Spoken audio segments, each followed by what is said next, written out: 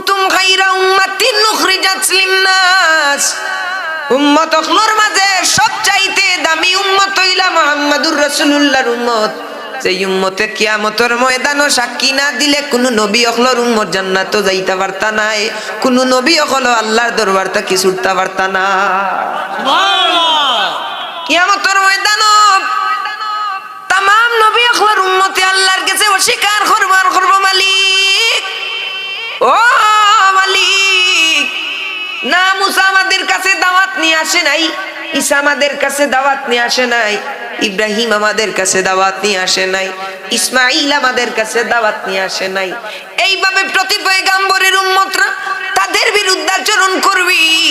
কিন্তু আখেরি জামানার নবী রাহমাতুল লিল আলামিনের উম্মতরা সেই দিন সাক্ষী দেওয়ার কারণে সেই তাদের সাক্ষীরা কবুল করিয়া নবীদের কথাকে সেই দিন বিশ্বাস করা হবে।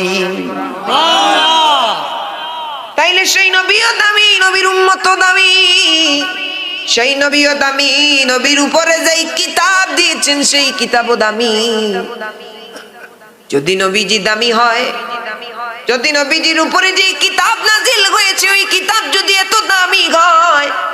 যেই কিতাবের প্রতিটা অক্ষরে অক্ষরে প্রতিটা আয়াতে আয়াতে আমার আল্লাহ বান্দার জন্য নিয়ামত রেখে দিলেন, বান্দার জন্য ফায়দা রেখে দিলেন, সেই কোরআন যদি এত দামি হয়, সেই কোরআন যদি এত দামি হয়, সেই নবীর উপরে কোরআন নাজিল হওয়ার কারণে কোরআন যদি এত দামি হয়,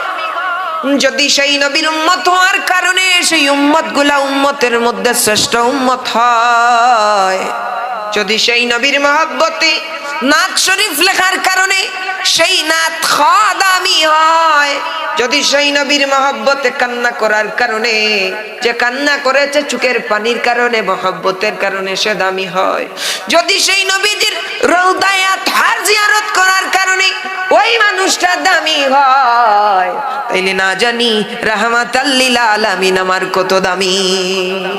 আমার আল্লাহ কুরআনুল কারীমের মধ্যে ডাক দিয়ে বলেন, ওয়ামা আরসালনা মির রাসূলিন ইল্লা বিলিসানি কওমিহি লিউবাইনা লাহুম। আমি আল্লাহ রাব্বুল আলামিন तमाम নবী কায়নাতকে নির্দিষ্ট গোত্রের জন্য নবী করে পাঠাইলাম, কওমের জন্য নবী করে পাঠাইলাম। যতদিন নবী ছিলেন আরেকজন নবী আসার আগ পর্যন্ত তিনার নবুয়তি ছিল, আরেকজন নবী চলে এসেছেন উনার নবুয়তি শেষ হয়ে গেছে,